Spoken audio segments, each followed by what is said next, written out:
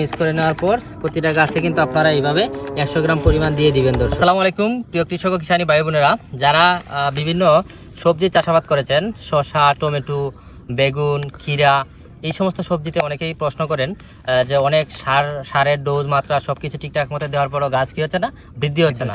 তো সেই সমস্ত কৃষক ভাইদের জন্য আজকে একটা মিশ্রণ দেখাবো, যেটা ব্যবহার করলে অবশ্যই আপনার গাছের গ্রোথ 100% ইনশাল্লাহ ঠিক হয়ে যাবে এবং গাছের দ্রুত বাড়বাড়তি দেখতে পারবেন, দ্রুত ফুল ফল বেশি পরিমাণে আসবে। এবং এটা এমন একটা মিশ্রণ যেটা হচ্ছে আপনার ফসলে বা সবজি ফসলে একবার ম্যাজিকের মতো কাজ করবে। তো এই মিশ্রণটা কিভাবে আপনারা তৈরি করবেন সেটা আজকে আমি দেখাবো।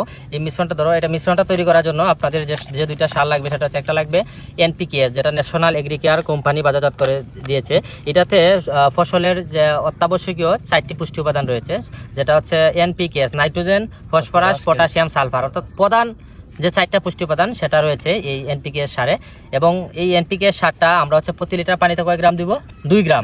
যেহেতু এখানে আমাদের 25 লিটার পানি আছে প্রায়, তাই আমরা এটাতে 50 গ্রাম পরিমাণ, এটা যেহেতু 50 গ্রামের প্যাকেট, তাই আমরা কি করলাম, 50 গ্রাম পরিমাণ এটাতে আমরা দিয়ে দিচ্ছি। এই যে 50 গ্রাম পরিমাণ আমরা কিন্তু দিয়ে দিলাম, প্রতি লিটারে হচ্ছে 2 গ্রাম, এটা আপনারা মনে রাখবেন। এবং অপর একটা সার হচ্ছে দর্শক, যেটা হচ্ছে হিউমি স্টার, অর্থাৎ হিউমিক অ্যাসিড। এটা হচ্ছে হিউমি স্টার, এটা বাজারজাত করেছে ACI ফার্টিলাইজার কোম্পানি।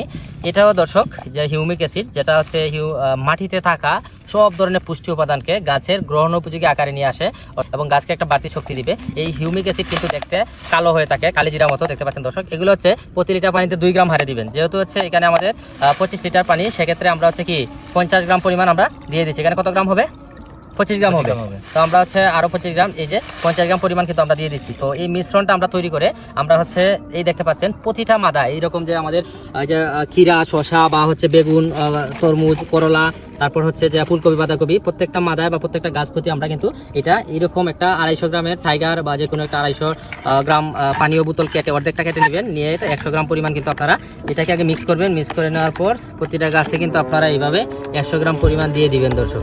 তাহলে দেখবেন দ্রুত আপনার গাছের গ্রোথ ঠিক হয়ে যাবে, ফুল ফল বেশি পরিমাণে আসবে। ধন্যবাদ সবাইকে।